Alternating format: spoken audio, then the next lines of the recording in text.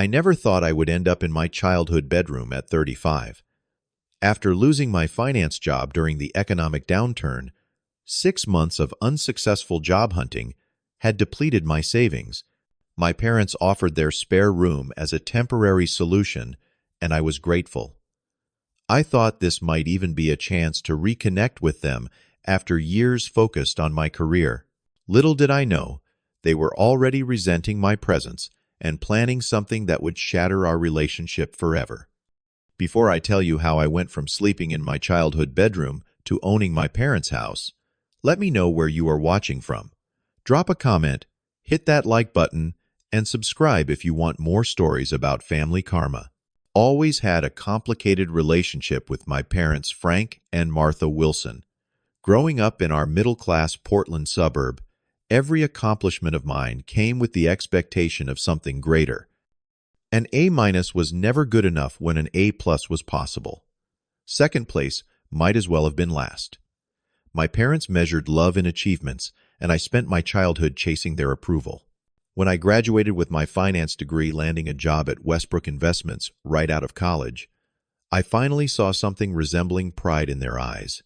My father actually shook my hand at graduation and said, "You might make something of yourself after all." Coming from him, that was practically a bear hug and an "I love you." For 12 years, I thrived in that corporate environment. I climbed from junior analyst to senior portfolio manager, building a comfortable life in a downtown apartment with views of the city skyline. I called my parents every Sunday, visited on major holidays, and sent expensive gifts on birthdays. Our relationship was distant but cordial. They bragged about my job to their friends, and I pretended that was enough. Then the market crashed. Westbrook announced layoffs, and despite my performance reviews, my entire department was eliminated. I received a modest severance package and promises of glowing recommendations, but the financial sector was in free fall. Every firm had hiring freezes or was conducting layoffs of their own. After 6 months of applications, interviews that went nowhere, and watching my savings dwindle, I swallowed my pride and called my parents. It would only be temporary, I assured them, just until the market recovers and I can get back on my feet. There was a long silence on the phone before my mother said, "Well, I suppose we have the space. Your old room is full of storage, but we could clear it out." Moving back felt like stepping backward in time. My room had been converted to a strange hybrid of guest room and storage space. Boxes of my father's old work documents crowded the closet. The walls, once covered with my college pennants and finance competition certificates, were now bare, except for a generic landscape painting that had probably been on sale at the local home goods store. The first week actually went surprisingly well. My mother cooked my favorite childhood meals. My father and I watched baseball games together. We fell into a routine that felt almost comfortable. I started applying for jobs with renewed enthusiasm, even considering positions that paid significantly less than my previous salary. Maybe this setback could be an opportunity to rebuild bridges I had thought were permanently burned. Looking back, I should have recognized the warning signs. My mother would casually mention my cousin Thomas and his thriving dental practice during dinner. "He just bought his second vacation home," she would say, while passing the potatoes. "His parents are so proud." My father would check his watch whenever I used the shower for more than 10 minutes, mentioning the water bill with exaggerated concern. Still, I remained optimistic. Family is family after all. When I landed a new position as a financial analyst at a smaller firm, I was thrilled. The salary was only about 60% of what I had been making, but it was a start. I shared the good news over dinner, expecting congratulations. "So, when will you be moving out?" my father asked, before I had even finished describing the job. Frank, my mother scolded, though her expression mirrored his impatience. "Let Jay get settled in his new position first." Then she turned to me. "But we should probably discuss a timeline and some rent while you are here." I was taken aback, but agreed to pay rent. It seemed fair, even though I was their son and trying to rebuild my savings. We settled on an amount, and I wrote them my first check that very night. I noticed my father inspecting it carefully before tucking it into his wallet, as if he suspected I might have tried to shortchange him somehow. As the weeks passed, I began noticing unusual mail arriving for my parents. Past due notices. Collection warnings. One afternoon, while searching for a stamp in my father's desk drawer with permission, I found bank statements showing their retirement accounts were dangerously depleted. This explained their intense focus on my rent checks and constant comments about money. When I gently tried to broach the subject, offering my professional expertise to help them create a financial plan, my father erupted. "You have the nerve to offer us financial advice. You who came crawling back home after failing at your fancy job, we managed just fine before you came back, and we will manage just fine without your input." My mother said nothing, just stared at her, hands folded in her lap. Her silence hurt more than my father's outburst. After that, the atmosphere in the house grew increasingly tense. My father implemented a strict schedule for kitchen and bathroom use. My mother began making pointed comments about friends my age who owned homes and had started families. The message was clear. I was a disappointment, and my presence was a burden. Still, I tried. I brought home takeout from their favorite restaurant on Friday nights. I fixed the leaky faucet in the guest bathroom that had been dripping for years. I even tried engaging my father in conversations about his own career before retirement, hoping to find common ground. Nothing worked. The walls between us grew higher with each passing day. I started spending more time at the office and local coffee shops, doing anything to avoid the suffocating atmosphere of what had once been my home. One Tuesday evening in March, I came home late from work to find my parents speaking in hushed voices in the kitchen. I was about to announce my presence when I heard my name. "Jay does not need to know about the house sale," my father was saying. "The less he knows, the easier this will be." I froze in the hallway, my breath caught in my throat. "But where will he go, Frank?" my mother asked, though her tone suggested this was a practical consideration rather than a maternal concern. "He is 35 years old, Martha. His housing is not our problem. The company is offering 20% below market value, but we need the cash. Those investment decisions we made before the crash are killing us." I quietly retreated to my room, mind racing. They were selling the house I had grown up in, and had not even considered telling me. More than that, they were accepting an offer well below what the property was worth. In my professional estimation, they were being taken advantage of by some corporate buyer looking for distressed properties. The next morning, I casually asked about their retirement plans over breakfast, giving them an opportunity to come clean. "We are fine," my father snapped. "Worry about your own finances. I just thought with my background, I could look over your portfolio, maybe suggest some adjustments," I offered, "because your financial expertise has worked out so well for you." My mother laughed, a sound devoid of humor. "Thomas has a financial advisor from Goldman Sachs. When you are as successful as him, then you can give advice." Over the following weeks, I noticed more signs of their secret plans. A visit from someone with a clipboard who measured rooms and took photos when they thought I was at work. Hushed phone conversations that ended abruptly when I entered the room. My parents began removing family photos from the walls, claiming they were refreshing the decor. I tried once more to have an honest conversation. "I know about the house," I finally admitted one evening. "I overheard you talking about selling it." The look that passed between my parents confirmed everything. "You were eavesdropping." My father's face reddened. "No, I just happened to overhear." "Look, I understand if you need to sell, but I think you are being taken advantage of. Let me help you get a fair price, at least." "This is none of your business," my mother said coldly. "We do not need your help. We never have." I also know about the credit card debt. I continued, deciding to lay all cards on the table. "And the problems with your retirement accounts. Please let me help before you make decisions you will regret." My father stood up so quickly his chair fell backward. "How dare you go through our private papers? This is still our house, and you are here on our charity. If you cannot respect our privacy and our decisions, perhaps it is time you found other accommodations." My mother just stared at me with disappointment etched across her face. "We raised you better than this, Jay.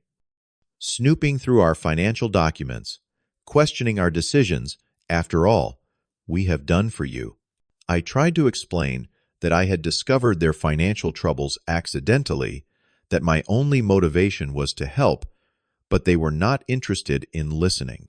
The conversation devolved into a bitter argument about respect, privacy, and family obligation. It ended with my father pointing toward my bedroom and telling me to think about your behavior as if I were still 12 years old. That night, I lay awake, staring at the ceiling of my childhood bedroom, feeling like a stranger in what should have been a place of safety and acceptance. The parents I had known growing up were strict and demanding, but this cold, dismissive treatment felt like something altogether different. It was as if my temporary financial setback had confirmed some long-held suspicion that I was unworthy of their unconditional love. The situation continued to deteriorate. My parents began having friends over for dinner, but would not include me in the invitations. I later discovered these were not friends at all, but representatives from the property investment company. I found myself increasingly excluded from any family decisions or discussions. One evening, I noticed my childhood photos had been removed from the hallway display where they had hung for decades. When I asked about it, my mother claimed she was updating the frames, but the photos never reappeared. Then came the day that broke me. I returned from work to find an official-looking envelope on my bed. Inside was a typed letter formally notifying me that I had 30 days to vacate the premises. My own parents had served me with an eviction notice rather than having an honest conversation about their plans or needs. I stormed into the living room, the paper shaking in my hand. An eviction notice? Really? You could not just talk to me like normal parents. My father looked up from his newspaper with cold eyes. "We thought a formal approach would be best given your reluctance to discuss moving out." Reluctance. You never once directly asked me to leave. I have been paying rent. I have been helping around the house. I have tried repeatedly to have honest conversations with you about finances. "The house has been sold," my mother interjected flatly. "The new owners take possession in 45 days. We will be downsizing to a condo. There is no room for you." "Who bought it?" I demanded. "What company? North Star Investments," my father replied with a hint of smugness. "They gave us a very fair price." I knew the market well enough to know that was a lie. "They undervalued this property by at least 20%. You got taken advantage of." Successful children do not need handouts or financial advice from their parents. My father said, his words calculated to wound. Nor do they come crawling home when things get tough. My mother, usually the more compassionate one, delivered the final blow. "I am just disappointed in who you have become, Jay. We raised you to be independent and successful. This whole situation has been embarrassing for us with our friends." I stood there, 35 years old, being told I was an embarrassment to the people who should love me unconditionally. Something broke inside me that day, a final thread of hope that my parents might ever see me as more than a reflection of their own status and expectations. I left the house without another word, drove to a bar, and ordered a whiskey neat. As I sat there, I made a decision. I would never allow my parents or anyone else to make me feel that small again. Finding affordable housing in Portland's market on my significantly reduced salary proved nearly impossible. I ended up in a studio apartment that consumed almost half my monthly income, a tiny space with noisy neighbors, and a persistent mildew smell in the bathroom. The contrast with both my former luxury apartment and even my childhood bedroom was stark and depressing. Those first few weeks after the eviction were the lowest point of my life. I would wake up each morning in my pull-out sofa bed, staring at the water-stained ceiling, wondering how my life had unraveled so completely. I stopped calling friends, embarrassed by my circumstances. My performance at work suffered as I struggled to concentrate through the fog of rejection and betrayal. As December approached, I received a holiday card from my cousin Thomas, featuring his perfect family in matching sweaters in front of their perfect house. Inside was an invitation to my parents' Christmas gathering at their new condo. I threw it directly into the trash. I spent Christmas Day alone eating microwave lasagna and watching old movies. Later that evening, I scrolled through social media and saw photos from the family gathering I had not attended. My parents looked happy, surrounded by relatives and friends. There was no indication in their smiles or in the comments beneath the photos that anyone had even noticed my absence. It was as if I had been erased from the family narrative. That night, I hit rock bottom. I sat on the floor of my shabby apartment and finally allowed myself to cry, releasing years of pent-up pain from always trying to earn the love that should have been freely given. I cried for the little boy who had brought home perfect report cards seeking approval. I cried for the young man who had chosen his college major based on his father's preferences rather than his own interests. I cried for the adult who had just discovered that family could be the source of the deepest wounds. But something unexpected happened as the tears finally subsided. A sense of clarity emerged from the emotional storm. I realized I had spent my entire life seeking validation from people who were incapable of providing it. My parents' love had always been conditional, and no achievement would ever be enough to secure it permanently. Their rejection was not a reflection of my worth, but of their own limitations. The next morning, I woke with puffy eyes, but a lightness I had not felt in months. I showered, put on my best remaining suit, and went to a coffee shop to think. That is when fate intervened, in the form of Alexander Dawson, J.J. Wilson. The voice came from behind me, in line. I turned to see a face I had not seen since college. Alex had been my roommate junior year, a business major like me, but focused on real estate rather than financial markets. We had spent countless nights debating investment strategies and market trends. Alex, man, it is good to see you. We grabbed a table and spent the next hour catching up. Alex had established his own boutique real estate firm, specializing in investment properties and portfolio management. When he asked about my situation, something about his genuine interest broke through my walls of pride. I found myself telling him everything from the layoff to the eviction. "Wait," Alex said, leaning forward. "Your parents sold to North Star Investments for 20% under market value." I nodded. "That is interesting timing," Alex said thoughtfully. "I heard through industry channels that North Star is facing a liquidity crisis. They went on an acquisition spree last year, and now they are over-leveraged. Word is, they are looking to offload properties quickly, even at a loss." My finance brain immediately started connecting dots. So they bought my parents' house at a discount, and now they might have to sell it at an even deeper discount. Alex nodded. "Potentially. But here is the thing about North Star. They typically buy properties, do minimal cosmetic updates, and flip them or convert to rentals with significantly increased rates. Your parents might have sold at a discount, but whoever buys from North Star will likely pay a premium." Unless I said slowly, as an idea began forming, North Star needs to sell quickly to an all-cash buyer who can close without conventional financing delays. Alex grinned, the same expression he used to get when we cracked a particularly difficult case study in college. "That is exactly right. And I happen to know which properties they are most motivated to unload." Over the next few days, a plan took shape. I would need capital more than I currently had access to. I worked out exactly how much I could pull from my 401k despite the early withdrawal penalties. I picked up weekend consulting work to generate additional income. I sold my luxury watch collection and some other high-end possessions from my former life. Alex, meanwhile, began making discreet inquiries.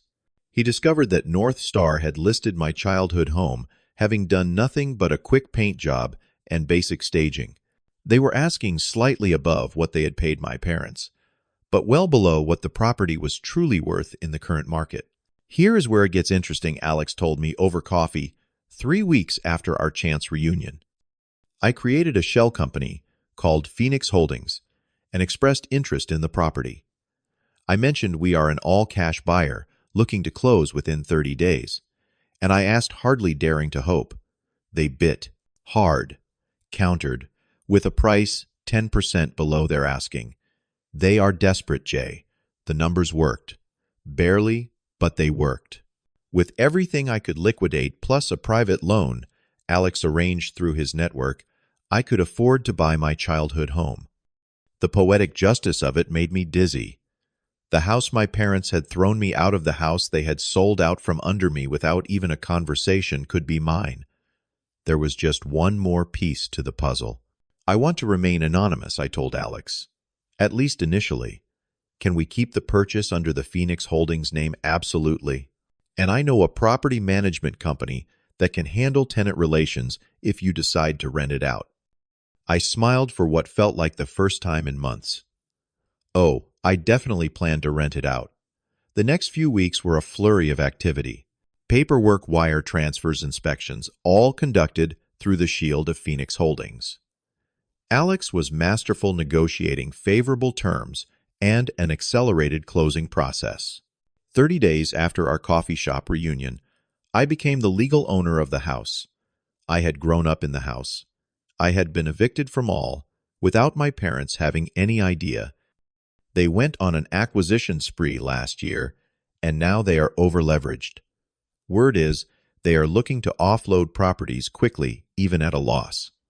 My finance brain immediately started connecting dots. So they bought my parents' house at a discount, and now they might have to sell it at an even deeper discount. Alex nodded. Potentially. But here is the thing about North Star. Through public records, I discovered my parents had not yet purchased their new condo, but were renting it month to month. That made the next phase of my plan even sweeter.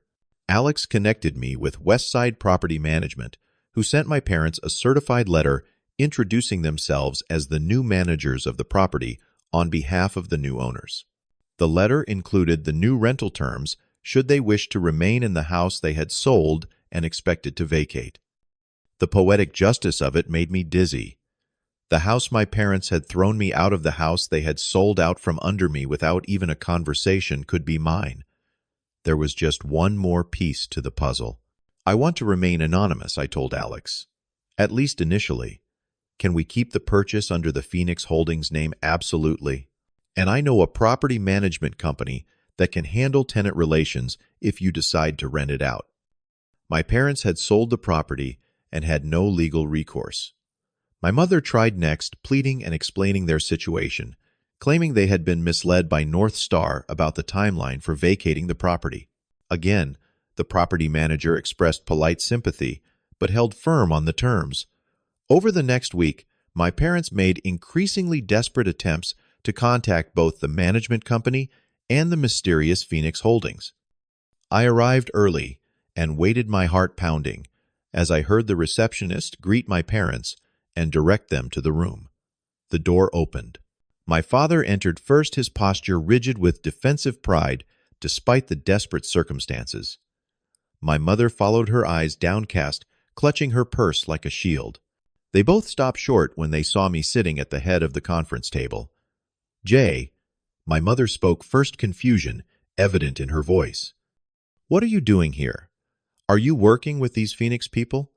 I allowed myself a moment to savor the shift in power dynamics before responding. I am not working with Phoenix Holdings, I said calmly. I am Phoenix Holdings. The silence that followed was absolute. My father's face cycled through confusion, disbelief, and finally, as understanding dawned, a slow burning anger. That is not possible, he finally sputtered. You do not have that kind of money.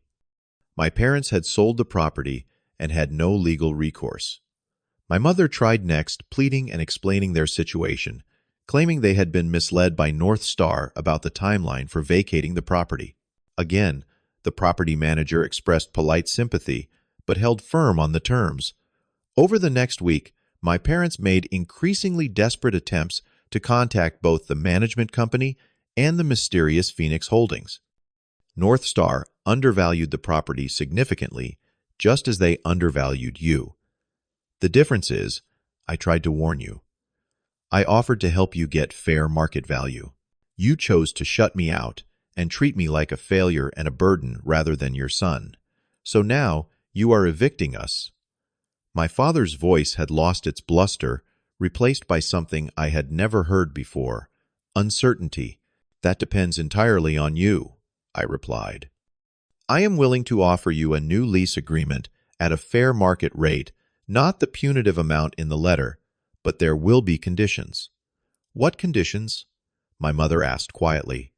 Family counseling, financial transparency, and a genuine apology for how you treated me. My father began to protest, but my mother placed a hand on his arm. Frank, stop. Just stop. She looked at me with tears in her eyes. We may have deserved this, Jay. We treated you terribly. It was the first genuine thing she had said to me in months. The transformation in our relationship did not happen overnight. The first family dinner after the revelation was painfully awkward, with my father barely speaking and my mother trying too hard to act as if nothing had happened. The first counseling session was even worse. My father spent most of the hour with his arms crossed, answering the therapist's questions with single words. My mother cried constantly. I sat between them, wondering if I had made a terrible mistake, thinking our relationship could ever be repaired. But slowly, week by week, things began to change. During our third session, the therapist asked each of us to share our deepest fear. My father, after initial resistance, admitted that he lived in constant terror of financial insecurity. My father lost everything in the recession of the 70s, he said quietly. We had to move in with relatives. The humiliation nearly destroyed him.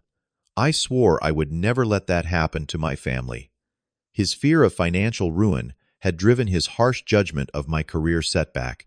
In his mind, my job loss was not just a temporary challenge, but the beginning of a devastating downward spiral he had spent his life dreading. My mother revealed her fear of social judgment. I always worried what others thought of us, of our family. When Jay moved back home, I was ashamed to tell my friends. Not because I was ashamed of him, but because I thought they would see it as a failure of our parenting. Understanding the roots of their behavior did not excuse it, but it helped me contextualize the pain they had caused. They were operating from their own unhealed wounds, projecting their fears onto me. As for me, I shared my lifelong fear of never being enough. I always felt I had to earn your love through achievement, I told them. That who I was as a person was less important than what I accomplished. My mother cried when I said this, real tears of regret, rather than the manipulative displays I had grown accustomed to. We never meant to make you feel that way, she whispered. But you did, I replied gently. Intentions matter, but impact matters more. Alongside the emotional work, I helped my parents create a legitimate financial plan for retirement. The fair rent they now paid me was actually less than what they had been paying for the condo, immediately improving their monthly cash flow. I set up a transparent system for tracking their expenses and building an emergency fund. My father initially resisted what he perceived as a role reversal with his son, now advising him on financial matters. But after I walked him through the numbers, showing how close they had come to financial catastrophe, his resistance gave way to grudging appreciation. You are good at this, he admitted one evening as we reviewed their portfolio. Better than I ever was. Coming from him, it was high praise indeed. My mother made efforts in her own way. She asked me over for Sunday dinners, cooking my favorite meals, just as she had when I first moved back. She stopped mentioning Cousin Thomas and his achievements. Most significantly, she hung my childhood photos back on the walls, alongside new ones of me in my professional life. 6 months after the confrontation in Alex's office, we celebrated my birthday together. As we sat in the dining room of what was now legally my house, my father raised his glass. To Jay, he said, his voice gruff with emotion. who taught his old man a few important lessons about family forgiveness and finance. "We are proud of you, son, not because of what you have accomplished, though that is impressive, but because of who you are." I nearly dropped my glass in shock. In 36 years, I had never heard him express pride in me as a person rather than as an achievement machine. Later that evening, as my parents prepared to leave, my mother hugged me tightly. "Thank you for not giving up on us," she whispered, "even when we gave up on you." I realized then that the house had never been the most valuable thing at stake. What I had really bought back was the possibility of a relationship based on truth rather than performance, on acceptance rather than conditional approval. Today, 1 year after purchasing the house, our relationship continues to evolve. There are still difficult moments and old patterns that emerge under stress, but we are learning a new way to be family, one honest conversation at a time. I still own the house, but I am considering selling it and helping my parents buy a smaller place that better suits their needs as they age. The house served its purpose as both an investment and a catalyst for change. Some symbols outlive their usefulness once their message has been received. The greatest lesson I learned through this experience was not about revenge or justice, though those elements certainly played their part. The true lesson was about breaking cycles of pain. My parents treated me the way they had been treated, passing down generational patterns of conditional love and fear-based parenting. By confronting those patterns directly, I created an opportunity for all of us to heal. Family relationships are complex tapestries of love, expectation, disappointment, and hope. Sometimes the threads become so tangled that the only way forward is to cut through them completely and begin weaving a new pattern. The family we create through choice and honest communication is often stronger than the one we inherit through circumstance. Have you ever had to establish boundaries with family members who could not see your worth? How did you balance self-protection with the desire to maintain relationships? Share your experiences in the comments, and if this story resonated with you, please hit that like button and subscribe for more real-life stories about family dynamics, personal growth, and the courage to rewrite your own story. Thank you for listening, and remember that your value is not determined by anyone else's ability to see it.